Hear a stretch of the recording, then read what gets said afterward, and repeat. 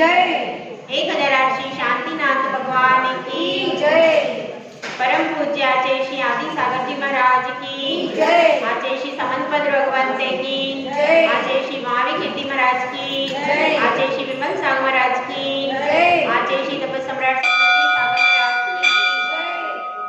आचार्य गुरु सुंदर साग महाराज की जय। निर्वाणी माता की जय। बोलो माता की जय।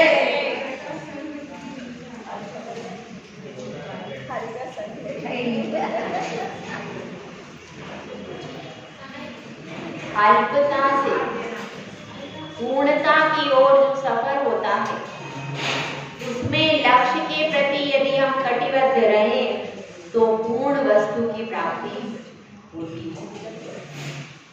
एक से प्रारंभ किया जाता है और 9 पर समापन हो जाता है। 9 एक पूर्णांक है। आप कितनी भी संख्या बड़ी से बड़ी की काउंटिंग कर लें, 9 से ऊपर कोई अंक नहीं आता। बड़ी से बड़ी संख्या के काउंट में कितना अंक आएगा? 9 ही आएगा। आप काउंट करके देखिए। तो इसलिए 9 एक पूर्णांक माना जाता है और अगर अपने जीवन में शुरुआत करनी हो तो पूर्णांक से करें और अगर जीवन की तीसरी करनी हो तो पूर्णांक से करें। एक जीवन तीसरी की तरफ ले जाना है तो उसको समापन भी 9 पर किया जा सकता है और अगर एक जीवन की शुरुआत करनी है तो वह भी 9 पर किया जा सकता है। जो पूर्णांक होते हैं उनसे हर लक्ष्य की पूर्णता सिद्ध हो जाती है। ऐसा ही आज का बहुत शुभ दिन है। कल तो आप सुनेंगे ही सुनेंगे। अब थोड़ा सा आज भी सुना दूं क्योंकि कल बहुत सारा प्रोग्राम में कोई अवसर मिले कि नहीं मिले। गुरुदेव का क्या है? जन्म दिवस है, अवतरण दिवस है। बहुत शुभ अवसर है आज के दिन ही उनका। लगभग 11:55 पर रात्रि में, मतलब चंद्रमा रात में आया था। शुक्ल पक्ष तो चल ही रहा है तो चंद्रमा ने कहा मैं दिन में क्यों आऊं, रात में आऊंगा। तो रात में आए थे और अभी माता जी तो है नहीं, आप सब जानते हो उनको, सुधन्यमती माता जी। वो वहां पर है, वहां पर प्रकाश कर रही है। अभी यहाँ से चले गए, वहां पर प्रकाश हो रहा है। मतलब उनका वहां पर भी बहुत जोरदार उत्सव बन रहा है। रात्रि से तैयारियां चालू हो जाती है। सब बहुत विशाल होते क्योंकि हमारे संघ में, हाँ हमारे संघ में एक ही उत्सव बनता है दोनों। सब विशेष रूप से जितने भी भक्त हैं आज वहाँ पर कंप्लीट है। सारे भक्त उस दिन जरूर आते हैं। इसलिए बहुत भरा पूरा दरबार होगा गुरुदेव का। अपना तो खाली खाली दरबार है अपना कुछ नहीं है। लेकिन आज के दिन वहाँ पर ऐसा कोई आचार्य का भक्त नहीं होगा जो वहाँ नहीं पहुँचा। सारे भक्त टोटल आज, बाकी किसी दिन जाएं या ना जाएं, 9 नवंबर को हाजिरी जरूरी रहती है। तो इसलिए वहाँ पर बहुत ज्यादा भक्ति का एक सैलाब उमड़ रहा है गुरु के चरणों में। ऐसी भक्ति तो है ही वहाँ पर, लेकिन वो साधना का भी एक बहुत बड़ा सैलाब है। जिस सैलाब में आज की डेट में कितने करीब 50 दीक्षा वो दे चुके हैं। 50 दीक्षा दे चुके हैं। उसमें से करीब 30 की तो समाधि हो गई होगी इस तरह से। तो और भी जो फिर भी 24-25 अभी वर्तमान में क्या हो रहा है, 24-25 साल तो उनके हैं और ज्यादा ही है। एक तो आचार्य है, आचार्य सुयश सागर महाराज जी, जो कि कहाँ पर है, जो कि अभी पलटन में चतुर्मास कर रहे हैं। उनके पास भी 10 पीछे है। वो आचार्य श्री का ही पूरा संघ, एक ये संघ है। तो ऐसे 2 संघ तो वर्तमान में बाहर है। इसके अलावा 24 से 25 पीछी संघ में अभी है। कुछ दूसरे संघ के साधु भी संघ में, लेकिन संघ की ये विशेषता है, दूसरे संघ का भी साधु आप जाओगे तो आपको पता नहीं चलेगा कि दूसरे संघ का साधु। उनकी भी पूरी व्यवस्थाएं उससे बढ़कर के ही होंगी जो संघ में साधु है। बहुत ज्यादा गुरुदेव का वात्सल्य है, बहुत उनकी कृपा है, ज्ञान है, वात्सल्य है। सारे गुण जो है वो भरे हुए हैं। चर्यावान साधु हैं। किसी क्षेत्र पर उनका कोई नामकरण नहीं है। वो सिर्फ अपनी चर्या और ज्ञान में ही प्रतिपल लगे रहते हैं, तो ऐसे गुरुदेव के चरणों में आप सब यहीं से नमोस्तु कीजिए, यहीं से सिर झुकाइए कि गुरुदेव हमारा नमोस्तु जल्दी से जल्दी आपके चरणों में पहुंच जाए और आपके कदम इंदौर की ओर बढ़े, विहार करने अच्छी भावना में कि नहीं कि गुरुदेव इंदौर में आके आपको दर्शन दे। हैं हमारे शिष्य है ना, हम बहुत शिथिल हो गए हैं, अब आप ही आ जाइए। क्या है वो है ना, गुरुदेव ध्यान लगाए हम दौड़े दौड़े, गुरुदेव दौड़े दौड़े आए, तो भजन है ना, थोड़ा ध्यान लगा, तो अब तुम ध्यान लगा करके ही बैठ जाओ यहाँ पर, नहीं तो ध्यान लगाने वाले शिष्य के पास भी गुरु आ जाएगा, ध्यान तो वो लगाए। तो आप लोगों के पास देखो गुरु की कृपा कितनी बरस रही है कि आप लोग नहीं गए, फिर भी गुरुदेव के चरण यहाँ पर बढ़ रहे हैं, तो उन चरणों की गंगा का लाभ भी उठा लेना जब गुरुदेव आए। ऐसे गुरुदेव के चरण बहुत मुश्किल से, बहुत पुण्य से मिलते हैं, और बहुत सारे गुरुओं के चरण इस नगर की ओर आने वाले, ये इस नगर का परम सौभाग्य कि इस नगर की ओर बहुत सारे गुरुओं के चरण आ रहे हैं और उनमें हमारे गुरुदेव का नाम आ गया। तो आज के दिन अपन यहीं से नमोस्तु करें, आज के दिन यहीं से नमोस्तु करें और यहीं से भावना भाए कि गुरुदेव आपने तो अपना जन्म दिवस सार्थक कर लिया। कैसे कर लिया? दीक्षा लेने के बाद ही जन्म लेना सार्थक होता है। अगर तुमने मनुष्य पर्याय पाई और दीक्षा नहीं ली तो तुम्हारा जन्म बेकार है। बेकार सही है कि बेकार है? व्यर्थ चला गया। और इस जन्म की सार्थकता होती है दीक्षा लेने से। और गुरुदेव ने 19 साल की उम्र में ही दीक्षा ले ली। उनका क्या जीवन रहा होगा बताइए? उनका जीवन रहा होगा? गृहस्थ का कोई जीवन ही नहीं रहा। 19 साल में वो संघ में आ गए और उसी साल उनकी मूली दीक्षा हो गई। अप्रैल में आए और जुलाई में दीक्षा, 2 महीने। तो सोचो उनकी दीक्षा हो गई और उसके बाद तो फिर पूरा जीवन ही बदल गया। तो ऐसे गुरु ने जिन्होंने पूरा अपना युवावस्था, जिसमें लोग पूरा युवावस्था भोगी भोग में बिताते हैं और आजकल तो होटल में बिताते हैं, तो उन्होंने इतनी छोटी उम्र में सारा कुछ त्याग करके दिगंबर मुद्रा धारण कर ली। तो इससे समाज में कितनी प्रभावना हुई होगी बताओ? बहुत। तो इसलिए इतने समय से 19 साल से वो दीक्षा लेकर के आज कितने साल के हो गए? 48 साल के हो गए। पूरा उनका युवावस्था काय में बीता है?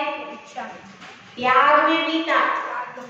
अभी भी उनका बूढ़े का आजीवन त्याग है। बूढ़ा और गुड़ कुछ भी मीठा नहीं लेते, कुछ भी। और भी बहुत सारा त्याग है। 2 ही अनाज लेते हैं, 2 ही मेवा लेते हैं, बहुत सारी चीजों का और बहुत लिमिटेड आहार। मतलब हमारा तो बहुत सारा आहार हो रहा है, आप समझो। उनका तो बिल्कुल लिमिटेड चीजें हैं, उतनी ही चीजें लेते हैं वो आहार में। तो उनका हमारा लिमिटेड लगता है आपको, उनका हमसे भी लिमिटेड है। लिमिटेड चीजें बिल्कुल। तो ऐसे और बिल्कुल सिंपल आहार है। कोई भी तले हुए आइटम भी वो छूते भी नहीं है। गरिष्ठ आइटम, तला हुआ आइटम कोई भी नहीं लेते। बिल्कुल सिंपल आहार है उनका। और उस सिंपल आहार से बहुत सारी बड़ी बड़ी साधना प्रतिदिन करते हैं। आप देखना यहाँ पर जब आएंगे तो उनकी चर्या को देख करके अपने जीवन को धन्य करना। तो भावना अपने को यही भानी है कि गुरुदेव आपका तो जन्म सफल आपने कर लिया, हमको भी अपना जन्म सफल करना है कि नहीं? किस किस को करना है? सबको करना है, हैं? तो उस मार्ग पर पीछे पीछे चलना पड़ेगा कि नहीं? उस मार्ग पर आपको पीछे पीछे चलना भी पड़ेगा। और दीक्षा धारण करोगे तब जाकर के आपका जीवन सुधरेगा। क्योंकि उन्होंने तो पूरा जीवन त्याग और तप में बिता दिया। उनके जीवन में अब क्या है? त्याग, तप और ज्ञान। इसके अलावा और किसी चीज से कोई मतलब नहीं है। तो हम भी कम से कम जितना जीवन बीत गया उसको विसार करके आगे अपने जीवन में त्याग और संयम के मार्ग पर चले। इसी भावना के साथ आप सब नमोस्तु कीजिए गुरुदेव को कि हमारा यहीं से नमोस्तु है गुरुदेव, आप जल्दी से आकर के हमको संयम के मार्ग पर अग्रसर कीजिए। ठीक है? अब अपन पढ़ते हैं, आगे का लिखवाते हैं। शिक्षा व्रत आज हमको कंप्लीट करना है, कल हमारे पास टाइम नहीं है। ठीक है, शिक्षा व्रत के बारे में लिखवाते हैं अपन।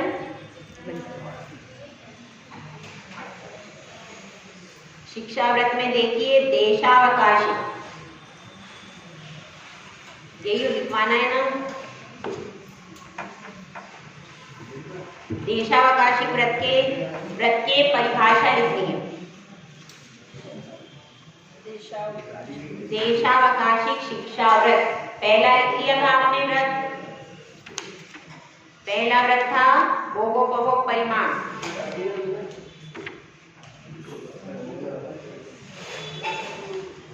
और फिर ये देशावकाशी अणुव्रत के धारक श्रावकों का, अणुव्रत के धारक श्रावकों का प्रतिदिन समय की मर्यादा के द्वारा, अणुव्रत के धारक श्रावकों का प्रतिदिन समय की मर्यादा के द्वारा विस्तृत देश का संकोच किया जाता है। विस्तृत देश का संकोच किया जाता है। समझ में आया? अणुव्रत के धारक श्रावकों का प्रतिदिन समय की मर्यादा के द्वारा विस्तृत देश का संकोच किया जाता है। इसको समझ लेते हैं थोड़ा सा। जिन श्रावकों का अणुव्रत है, ऐसे श्रावक जो हैं वो समय की मर्यादा के द्वारा प्रतिदिन का नियम लेते हैं। प्रतिदिन समय की मर्यादा का मतलब क्या है? 1 दिन का, 2 दिन का, 3 दिन का, हफ्ते भर का, महीने का नियम ले लेते हैं जो हमने बाउंड्री वॉल खींची। जैसे भारत देश का नियम ले लिया आपने जीवन भर का, कोई ले सकता है। या भारत को छोड़कर आपने ले लिया 5 देशों से ज्यादा में नहीं जाएंगे, ऐसे भी लोग नियम लेते हैं। भारत को छोड़कर 5 देशों से ज्यादा देशों में, ये कब का नियम हो गया? जीवन भर का। इसके बाद क्या होगा? इसके बाद आपको प्रतिदिन का नियम लेना है। आज हमें इंदौर से बाहर नहीं जाना है, आज हमें इस गली से बाहर नहीं जाना है। इस तरह से डेली का डेली नियम ले लेना है और इसमें आप छूट रख लेना। मैंने आपको पहले भी बताया था, एक बार और बता देती हूँ। इस नियम को लेते समय एक छूट ये रखना है कि कभी कोई विशेष परिस्थिति हो जाए, किसी की तबीयत खराब हो जाए, किसी का अर्जेंट फोन आ जाए, या कोई विशेष परिस्थिति की हमको बाहर जाना पड़े तो मजबूरी में जाएंगे, स्वेच्छा से नहीं जाएंगे। शौक के लिए घूमने फिरने होटल में नहीं जाएंगे। समझ में आ गई बात? अपने शौक के लिए, घूमने फिरने के लिए, होटल में जाने के लिए हमारा क्या है? त्याग। लेकिन किसी का फोन आ गया, कोई बीमार है, किसी के घर पे कोई उत्पत्ति हुई है, हमारा जाना बहुत अर्जेंट है, तो वहां पर जा सकते हैं। ठीक है, सामान्यता तो कोई परिस्थिति नहीं है तब तक तो जाने का कोई सवाल नहीं है। और यदि आपके अलावा कोई दूसरा जा सकता है तो उसको भी भेज सकते हैं। लेकिन जब कोई और परिस्थिति ऐसी है कि आपको जाना ही पड़ेगा, तो उस परिस्थिति की छूट रख करके ही रोज के नियम लें, क्योंकि लेने के बाद नियम टूटना नहीं चाहिए। समझ में आ गई बात? ऐसे लेना, ऐसे आप लोगे तो आपका नियम भी नहीं टूटेगा और आगे आपका बेसिक अभ्यास भी बना रहेगा। तो ये हो गया आपका परिभाषा। अब इसके बाद लिखो मर्यादा की विधि। मर्यादा की विधि, किस तरह से मर्यादा लेनी है। घर, छावनी, घर, छावनी, गांव, वृक्ष, क्षेत्र, नदी और वन। घर, छावनी, गांव, वृक्ष, क्षेत्र और नदी। घर लिखो, छावनी लिखो, गांव, वृक्ष, क्षेत्र, नदी और वन में योजनों के आधार पर मर्यादा करते हैं। योजनों के आधार पर मर्यादा करते हैं। क्या क्या लिखा? बोलो। घर, छावनी, घर, छावनी, गांव, वृक्ष, क्षेत्र, नदी और वन योजनों के आधार पर। अब वर्तमान में किलोमीटर के आधार पर भी कर सकते हैं। आज मैं 25 किलोमीटर से बाहर नहीं जाऊंगा, ऐसी भी मर्यादा कर सकते हैं। और छावनी, घर से आज मैं 10 घर से आगे नहीं जाऊंगा, ये मर्यादा। छावनी से कैसे करते हैं? छावनियां बनी होती थी पहले, अभी भी छावनी है एक जगह, तो पहले ऐसी छावनी होती थी तो उस छावनी से बाहर नहीं जाऊंगा, ऐसा नियम करते हैं। उसके बाद क्या है? गांव के बाद। गांव है जैसे आपका शहर है, इंदौर शहर का भी ले सकते हैं आप। उसके बाद क्या लेते हैं? वृक्ष, जहाँ तक नीम का वृक्ष है वहां तक जाऊंगा, उस नीम के वृक्ष के आगे नहीं जाऊंगा, ये भी मर्यादा हो सकती है। और क्षेत्र का, कहीं पर कोई बड़ा मैदान है, यहाँ पर भी मैदान है ना, कोई बड़ा मैदान है, वहाँ पर जैन कॉलोनी जाते हैं, वहाँ पर रास्ते में पड़ता है, हमने तो एक ही देखा दशहरा मैदान। हम जब जैन कॉलोनी गए थे ना तब रास्ते में पड़ा। जैसे दशहरा मैदान है, कोई ये नियम ले ले दशहरा मैदान तक जाएंगे। उसके बाद क्या है? नदी, कोई यहाँ पर नदी विशेष है तो उस नदी तक ही जाएंगे, उस नदी के बाहर नहीं जाएंगे। वन हो, कोई जंगल हो तो उस जंगल के बाहर नहीं जाएंगे। इस तरह से पर्टिकुलर नियम लिए जाते, अलग अलग प्रकार से। क्यों लिए जाते? कि हमारा मर्यादा में रहने का अभ्यास हो जाए। और हमने जो बताया वो छूट लेकर के नियम लोगे तो आपका नियम कभी भी टूटेगा नहीं। ठीक है, तो ये 1 दिन का, 2 दिन का, महीने भर का, 15 दिन का, ऐसा कभी भी अपनी सामर्थ्य के अनुसार और प्रैक्टिस के अनुसार रोज का रोज इसमें नियम लिया जाता है। अब इसके अतिचार लिख लीजिए। प्रेषण, पहला अतिचार क्या है? प्रेषण। प्रेषण मतलब भेजना। स्वयं मर्यादा में रहकर दूसरों को भेजना। स्वयं मर्यादा में रहकर दूसरों को भेजना। स्वयं तो हम मर्यादा में, लेकिन किसको भेज रहे हैं? दूसरों को उस जगह पर भेज रहे हैं मर्यादा के बाहर। ये हो गया प्रेषण। दूसरा है शब्द। शब्द, खांसी आदि का शब्द करना। खांसी आदि का शब्द करना। खांसी आदि का शब्द करके बुलाना किसी ने, खांसी आदि का शब्द कर। आनयन, आनयन मतलब मर्यादा के बाहर के व्यक्तियों से वस्तु को मंगवाना। मर्यादा के बाहर के व्यक्तियों से वस्तु को मंगवाना। ठीक है, समझ में आ गया? मर्यादा के बाहर के व्यक्ति जो होंगे उनसे वस्तु को मंगवा लेना।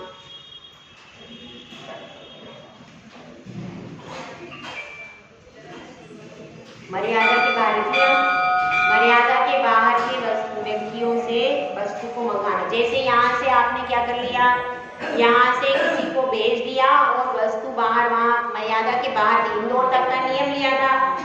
अब आपकी भोपाल में वस्तु मिल रही थी तो आपने क्या किया, भोपाल से वस्तु को मंगवा लिया यहाँ पर। क्या हो गया? आपका मर्यादा का भंग हो गया। रूपाभिव्यक्ति, अपना शरीर दिखलाना। रूपाभिव्यक्ति, रूपाभिव्यक्ति अपना शरीर दिखाना। अपना शरीर दिखाना। अपना शरीर दिखा करके क्या करना, सामने वाले को, मर्यादा के बाहर के व्यक्तियों को आकर्षित कर लेना और उससे वो अपना कार्य सिद्ध कर लेना। ऐसा।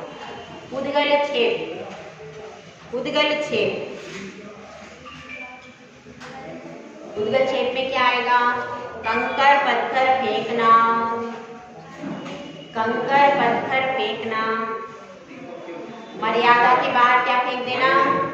कंकर पत्थर। इसको कहते हैं उद्गल क्षेप। ये हो गए आपके शिक्षाव्रत के अतिचार। अब आगे आ जाइए, दूसरा शिक्षाव्रत है सामायिक। सामायिक शिक्षाव्रत।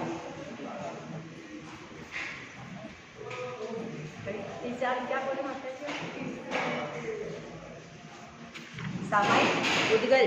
सामायिक तो वो है, अतिचार नहीं है ये। हाँ, ये तो शिक्षाव्रत है दूसरा। अगले पेज से लिखना, एक पेज इसमें छोड़ दो अतिचार के लिए, उसके बाद अगले पेज से लिखिए सामायिक, अगला शिक्षाव्रत।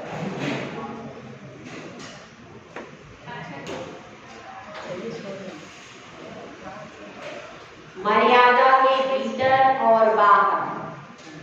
सामायिक की परिभाषा, मर्यादा के भीतर और बाहर भी संपूर्ण रूप से, मर्यादा के भीतर और बाहर भी संपूर्ण रूप से 5 पापों का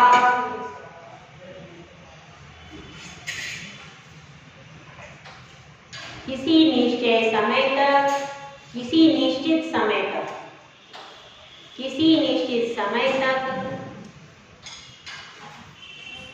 त्याग करने को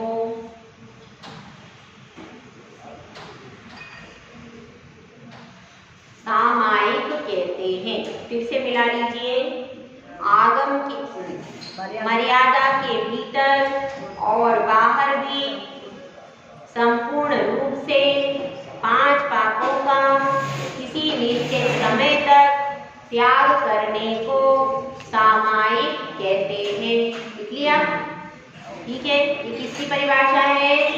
सामायिक की परिभाषा है, मतलब मर्यादा के बाहर भी हो और भीतर भी हो। आप जब सामायिक के लिए बैठे हो तो उतनी ही जगह पर रहोगे, और आपको अब जैसे आपने मर्यादा की है इंदौर की, कहाँ की मर्यादा? इंदौर तक की मर्यादा है आपकी, और पूरे देश की भी, भारत की और इंदौर की मर्यादा है। लेकिन जब आप सामायिक में बैठे हो तो आप उस मर्यादा, इंदौर की मर्यादा के भीतर भी 5 पाप नहीं करोगे, और भारत के भीतर तो करना के सवाल ही।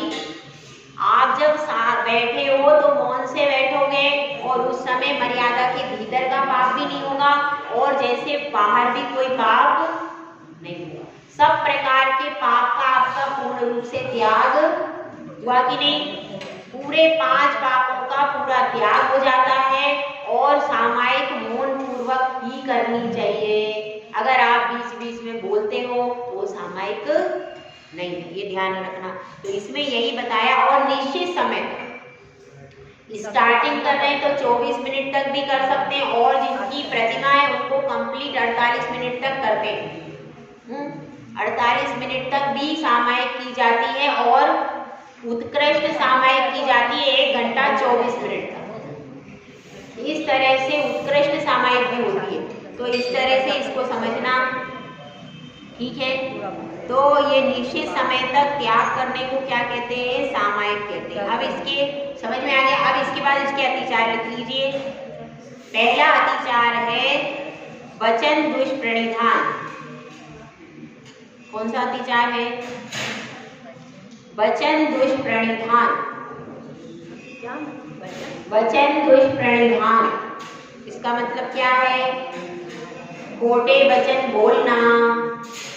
सामायिक कर रहे हैं, इतने में कोई आ गया तो हम उससे वार्तालाप करने लगे, उसको कुछ भी कहने लगे उल्टा सीधा, ये क्या हो गया? वचन दुष्प्रणिधान।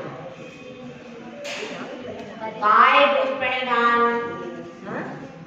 काय दुष्प्रणिधान, काय काय शरीर का, वचन मन वचन काय तीनों का होगा ये। तो अब काय दुष्प्रणिधान में क्या होगा? अब बैठे थे उसमें, अब सामायिक करने बैठे, इतने में बहू आई। बहू ने कहा कि मम्मी अब सब्जी तुम ही सुधार दो। ठीक है, मैं मौन से रहती हूँ, सब्जी सुधारने लगी। क्या हो गया? काय दुष्प्रणिधान हो गया। ऐसा नहीं करना कि भाई मौन से बैठना है, बस मौन से ही बैठना है ना, तो सब्जी लाए तो सब्जी भी करने लगे। ऐसा नहीं कर सकते। आपका 5 वाकों का पूर्ण त्याग है, उस समय पर आप कोई भी आरंभ सारंभ की क्रिया नहीं कर सकते। तो इसलिए कोई भी उस समय बैठ करके किसी प्रकार के आरंभ की क्रिया नहीं करनी है। तो ये क्या हो गया, काय दुष्परिधान हो गया। उसके बाद मन दुष्परिधान।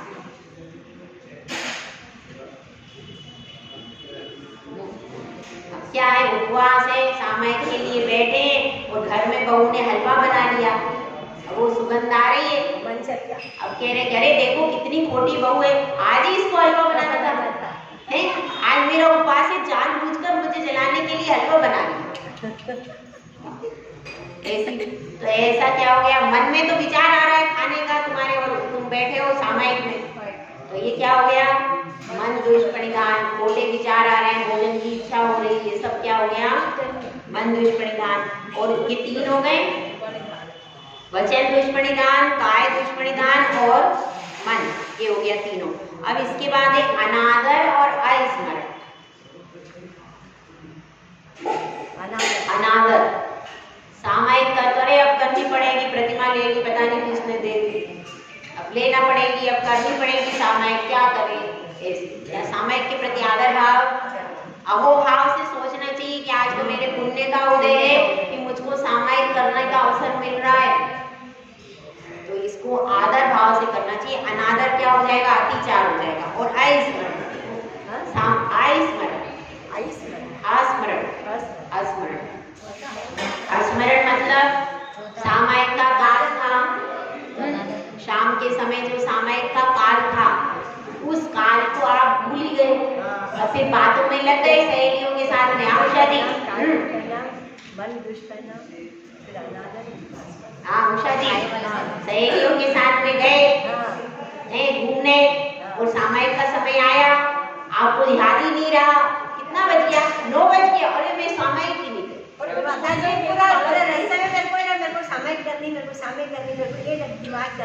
बता रहे। इसमें स्मरण का मतलब क्या है, जो सामयिक का काल था आपका, उसको आप भूल गए, ठीक है, हाँ, सामयिक के काल को भूल गए, ध्यान ही नहीं रहा, और रात में जब सो गए तो सुबह उठे, हाँ कल तो मैंने सामयिक ही नहीं करा।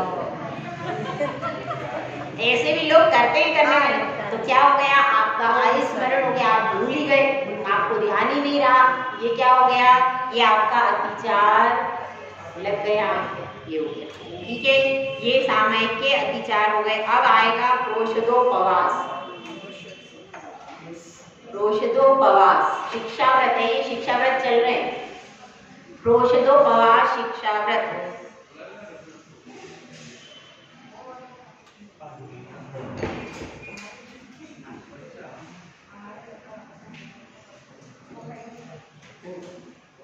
चार प्रकार के आहार का त्याग करना उपवास है। 4 प्रकार के आहार का त्याग करना उपवास है, इसका अर्थ लिखा है। 4 प्रकार के आहार का त्याग करना क्या है, उपवास है। एक बार भोजन प्रोषद है, एक बार भोजन प्रोषद है। उपवास करने के बाद प्रारणा के दिन एक बार भोजन करना प्रोषदोपवास कहलाता है। समझ में आ गया। सप्तमी के दिन एकाशन, सप्तमी के दिन एकाशन और अष्टमी के दिन उपवास और नवमी के दिन एकाशन। समझ में आया।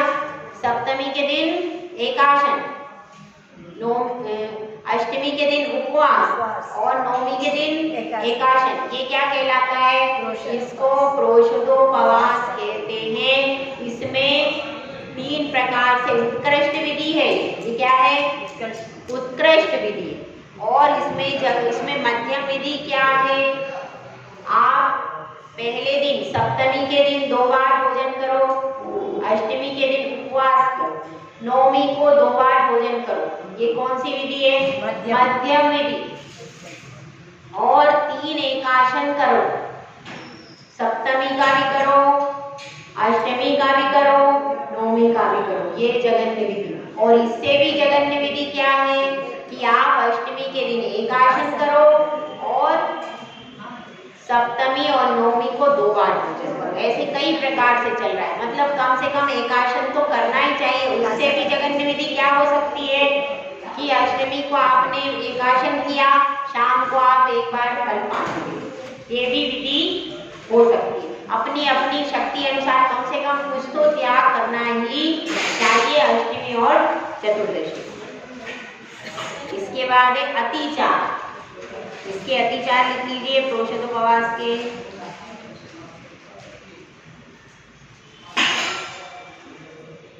पहला है ग्रहण। ग्रहण पूजा आदि के उपकरणों को बिना देखे शोधे ग्रहण करना। पूजा आदि के उपकरणों को बिना देखे शोधे ग्रहण कर लेना। देखा ही नहीं, उसमें चीटी हो रही है, कोई जीव पड़ा हुआ है, उसको शोधन ही नहीं किया, आसन को जैसा था वैसा बैठ गए, ये हो गया ग्रहण। उसके बाद विसर्ग। विसर्ग का मतलब है छोड़ना।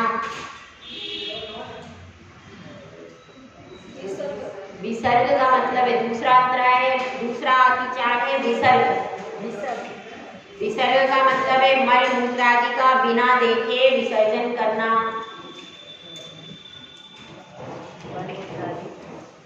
बिना देखे विसर्जन कर देना।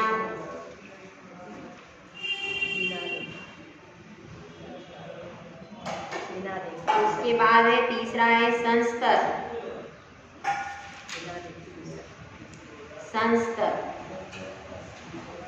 संस्तर में कैसे करेंगे? जो अपनी चटाई है या अपना जो पाटा वगैरह जो भी जिस पर भी आप सोते हो, बिस्तर पर सोते हो, उस बिस्तर को देखे शोधे बिना नहीं सोना। उसमें खटमल हो रहे थे, अपन ने झाड़ा नहीं, वो खटमल सारे मरण को प्राप्त हो गए, तो बिना देखे शोधे संस्तर बिछाना, ये अतिचार।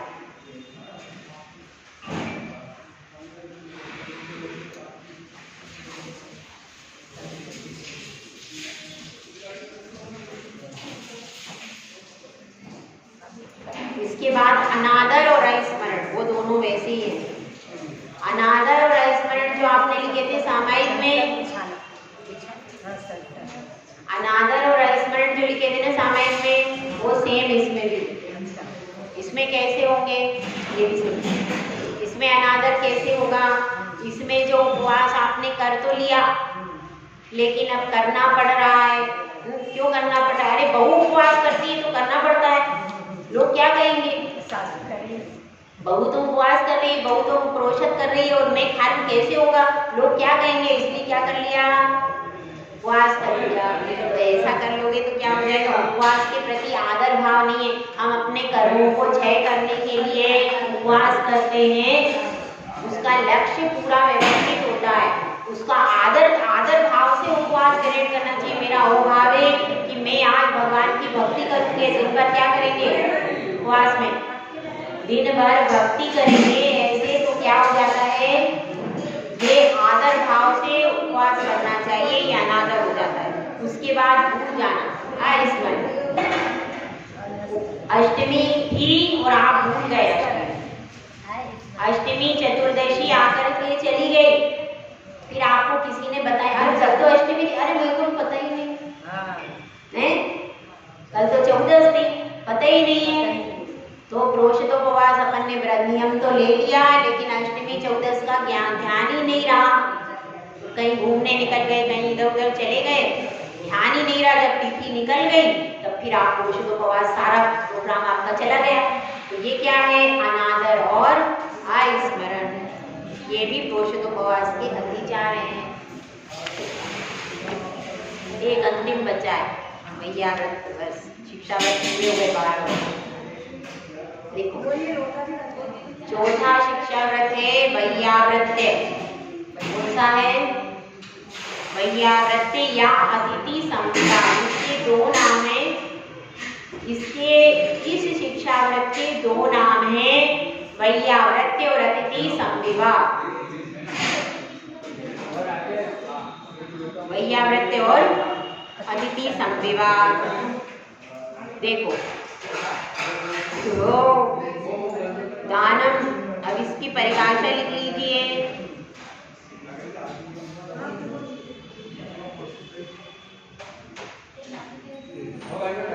धर्म के निमित्त जो दान और सेवा की जाती है, धर्म के निमित्त से जो दान और सेवा की जाती है वह वैयावृत्य कहलाता है।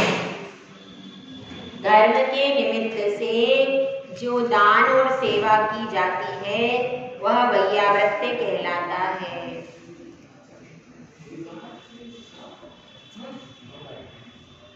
अब इसके अतिचार लिख लीजिए।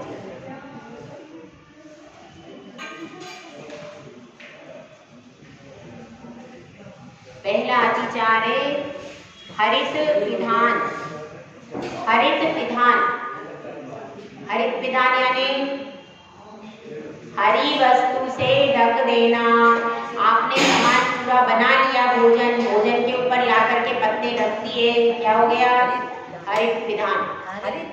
हरित विधान, विधान विधान विधान। भोजन पूरा बनाने के बाद में हरे पत्ते ले आए, कच्चे पत्ते ला करके उस वस्तु को रख दिया। अब भाप से क्या होगा? वो पत्ता पूरा भोजन अप्रासुक हो गया, तो ऐसा क्या हो जाएगा? हरित विधान। उसके बाद हरित निधान। हरित निधान में कैसे करेंगे? हरित निधान का अर्थ है हरित वस्तु पर पत्ते पर ला करके चावल रख दिए। गरम गरम चावल लाए और क्या किया? चावल तो प्रासुक थे, शुद्ध थे, लेकिन पत्ता ले आए कच्चा और पत्ते के ऊपर चावल रख दिया। अब क्या हो गया? अब वह भोजन लेने योग्य नहीं रहा, क्योंकि क्या है? आपका ये इसका अतिचार लग जाएगा, क्योंकि पत्ते को भी प्रासुक करके आप खा सकते हो, बिना प्रासुक करे नहीं खा सकते। इसलिए उस कच्चे पत्ते पर आपने ला करके रख दिया, तो क्या हो गया? अप्रासुक हो गया भोजन और आपको अतिचार लगा। हरित वस्तु से ढक देना, ये पहला हो गया। हरित निधाने हो गया, हरे पत्ते पर भोजन रख कर देना। तीसरा है, वही दोनों अतिचार सेम है, अनादर और अस्मरण। इसमें भी सेम है। इसमें कैसे होगा? इसमें ऐसे होगा, पूजा और दान में ये क्रिया चलेगी। पूजा का समय था, पूजा करते तो जा रहे हैं मगर आदर भाव नहीं है। इधर भी देख रहे हैं, वो आया क्या, वो जा रहा है, उसने वो साड़ी पहनी है, उसने ये किया है, क्या पूजा में उपयोग नहीं है? कहाँ उपयोग है? दूसरों को देखने में, कौन आ रहा है, कौन जा रहा है, क्या कर रहा है, देखो इसने आज भी ऐसा कर लिया, या अभिषेक इसने ऐसा कर दिया। सब ध्यान कहाँ पर है? दूसरी चीजों में ध्यान है। पूजा के प्रति अनादर, इधर से द्रव्य उधर चढ़ रहा है, बस ये अनादर हो गया। दान देते समय भी साधु आया है तो साधु के प्रति आदर भाव नहीं है। आप बिना आदर के, भाई ठीक है, चौका चौके के लिए कह दिया इसलिए हम आहार दे रहे, मन में भावना नहीं है, तो बिना भावना के कार्य किया जाता है तो कैसा हो जाता है? फलित नहीं होता। काम सब आप करोगे, लेकिन मन में यदि साधु के प्रति आदर भाव नहीं है तो आपको फल भी आधा ही मिलेगा, पूरा फल अस्मरण। हाँ, अनादर और अस्मरण। उसमें ये लिखना भी बता तो रहे, अनादर बता रहे हैं, तो अनादर समझ में आ गया। अस्मरण में क्या रहेगा? अस्मरण में ऐसा रहेगा कि पूजा आपको करनी थी, तो आपको आज आपका कोई विधि थी, आपने सोचा था आज ये भगवान की पूजा करनी है और वो भूल गए आप कि आज इस भगवान की पूजा करनी है, आपने पूजा ही नहीं की। कई बार ऐसा हो जाता है, कोई अर्घ चढ़ाना है और किसी भगवान का अर्घ चढ़ाना था, वो आप नहीं चढ़ा पाए, ऐसा भी हो जाता है। और पूजा करते करते पूजा भूल गए, आधी पूजा करी, वो कहना भैया आगे बोलो, कहना किताब मिल नहीं रही, मैं आधी पूजा भूल गई। ऐसा होता है। पाठ आदि पढ़ रहे हैं, वो पाठ भी भूल जाते हैं, सामायिक पाठ भी भूल जाते हैं। अब चौके में महाराज गए, बोलो शुद्धि, बोलते ही नहीं आ रही, भूल गए, पूजा करो, याद ही नहीं है, भूल गए। ऐसा होता है कि नहीं होता है? जब साधु को बड़े महाराज आ जाए तो फिर देखो हाथ पैर भूल जाते हैं, फिर ना वैसे अपन पूजा कर लेते हैं, लेकिन बड़े महाराज कोई आ गए तो फिर एकदम से न तो पूजा कर पाते हैं ना कुछ कर पाते। ऐसा होता है कि नहीं? तो उसमें क्या हो जाता है, अपन कई बार भूल जाते हैं चीजों को। और घर में भी ऐसा होता है, दान के लिए, आहार के लिए क्या बनाई थी, 50 वस्तु बनाई थी। कितनी बनाई थी उषा ने? 50 वस्तु बना ली। अब वो 50 में से 40 तो आ गई, 10 वहीं अंदर पैक पड़ी। फिर बाद में माता जी को सुना, माता जी हमने ये बनाया था, अब लेते नहीं, आपने कुछ नहीं लिया। 10 वस्तुएं तो हमारी अंदर ही रह गई। क्या हुआ? तो ऐसे भी कैसे होता है, आप कितना भी सामान बना लो, एक आध वस्तु छूटी जाती, अंदर रखी रहती है, वो रह जाती है। तो ऐसा अक्सर हो जाता है। तो वह वस्तु क्या हो जाती है, भूल जाते हैं, कहाँ रखी है नहीं पता है। देने में क्रम में भूल जाते हैं, किस वस्तु के ऊपर कौन सी चीज देनी है यह भी भूल जाते हैं। अब दूध के साथ में ही बादाम चलता था, जो महाराज दूध लेते हो, मैं तो नहीं लेती, ठीक है। तो दूध के साथ में बादाम चलना था, मेवा चलनी थी। अब आपने क्या किया, बादाम उठा करके बाद में रख दी। अब वो दूध के साथ में लेते थे महाराज, अब वो बादाम आपकी चलेगी, आप भूल गए कि दूध के साथ में देना चाहिए। तो क्या हो गया, ये स्मरण हो गया। ऐसी बहुत सी चीजें, उस चीज के साथ में वो चीज मिक्स चल जाती है, फिर बाद में वो चीज नहीं चलती। तो ऐसे भी कई बार वस्तुएं रह जाती है। तो ये क्या है, अनादर और स्मरण। और तीसरा है मात्सर्य। मात्सर्य, ईर्ष्या भाव करना। 5 हो गए ना? हाँ, 5 हुए। हरित निधान, हरित विधान पहला, हरित निधान दूसरा, अनादर तीसरा, अस्मरण चौथा और मात्सर्य पांचवा। मेरे पास लिखा हुआ है, 2-2 उषा हो गई है। चलो, मात्सर्य मतलब क्या है, पूजा करते समय एक तो सामग्री बहुत अच्छी लेके आया, तो आप उसकी सामग्री देख देख के चल रहे हो। देखो कितने बड़े बड़े, रोज बड़े बड़े फल चढ़ाता है, 1 घंटे तक बैठ के पूजा करता है। अभिषेक में भी देखो, ये सब चीज में आगे रहता हमेशा, मैं पीछे रह जाती हूँ। ये देखो आधे घंटे तक ये पूजा करता रहता है, ये ऐसी बड़ी बड़ी बढ़िया बढ़िया रोज सामग्री लेके आता है। इस तरह से उसको देख देख के जल रहे। तो जलने से और आपका जो पुण्य है वो सारा और क्षीण हो जाएगा। जो मेहनत नहीं, जो जलेगा उसका क्या होगा, अगर जलेंगे तो उससे अपने को क्या मिलेगा, दुगना फल मिलेगा। किसका? पाप का मिलेगा। अगर अपन खुश होंगे, चलो भैया अच्छा है, देखो कितना बढ़िया है, 1 घंटे पूजा कर रही है, अच्छी अच्छी द्रव्य लाके कर रही है, भगवान इसका पुण्य और बढ़े और ये आगे बढ़े, मोक्ष में जाए, ऐसी भावना पाएंगे तो क्या आपको और भी पुण्य बढ़ता चला जाएगा। और जलेंगे तो क्या होगा, तुम्हारा जितना था वो भी 50 पे रहेगा। तुमने भी मेहनत करके पूजा की, लेकिन सामने वाले चले वो इतना कर रहा है, तो क्या हो गया, जो 100 मिलने वाले थे वो कितने मिल गए, 50 हो गए। और अगर आपने दूसरे की अनुमोदना की, सबकी वो की, तो क्या होगा, आपको 150 मिलेगा। तो कौन सा व्यापार अच्छा है अंकिता बहन, कौन सा अच्छा है, 150 वाला अच्छा है कि 50 वाला अच्छा है? 150 वाला अच्छा है। 150 वाला, तो 150 वाला काम करो आप, 50 वाला काम मत कर, इसमें अपना और नुकसान हो जाएगा और परिणाम ज्यादा ही खराब हो गए तो पता चला 0 पे आ गए तो सब कुछ चला गया। इसलिए ऐसा काम नहीं करना। मास्टर में आहार देते समय भी सब 4 लोग सेब लेके आए थे। कौन कौन आए थे? उषा जी भी सेब लेके आई थी, एक सुसुप्ति भी सेब लेके आई, वर्षा भी सेब लेके आई, और अनुपमा जी आ गई सेब, चारों लेके। अब माता जी क्या करेंगे, किस किस का ले लेंगे? अब पता चला कि एक का सेब ताजा था, रसदार था, तो माता जी ने एक का सेब ले लिया। अब क्या होगा, माता जी उसी को पसंद करती है, उसी का सेब लिया, मेरा नहीं। क्यों, हम भी तो सेब लेके गए थे, हमसे भी ले सकते थे कि नहीं? वर्षा का ही लिया, तो वर्षा का तो नाम नहीं खोला है, वर्षा का ही लिया। तो ऐसा भले अब फल की भी क्वालिटी, कई बार कोई चीज खट्टी रहती है, कोई चीज में प्रॉब्लम है, ठंडी है, फ्रिज से निकाल के लाए, अब वो ठंडी चीज है, अब ठंड में ठंडी चीज लेंगे तो क्या हो जाएगा, तकलीफ हो सकती है। तो ऐसा वस्तु की प्रकृति देख करके, यदि वस्तु चारों की एक ही है लेकिन चारों की प्रकृति अलग अलग है, वस्तु की स्वाद अलग अलग है, तो मान लो एक का ले लिया तो क्या होगा, जब सेब ले रहे थे तो हमारे सेब लेने में क्या दिक्कत थी,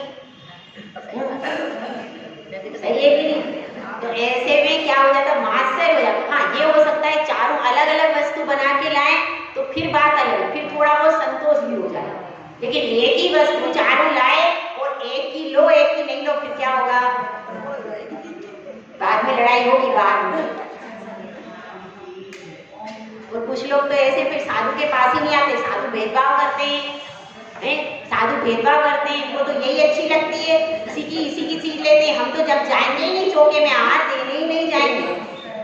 ठीक है, ऐसे भी लोग धारणा कर लेते हैं, पर वो वास्तविक स्थिति क्या है वो साधु को पता है। तो ऐसी भावना ऐसी करना नहीं, अमात्सर्य भाव नहीं करना। ये आपके 5 अधिकार आज कंप्लीट हो गए और आपके 12 व्रत इसके द्वारा आज कंप्लीट।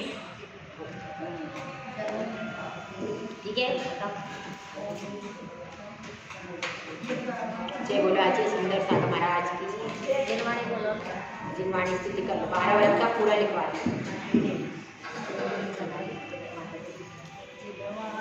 इसको निकाल मुझे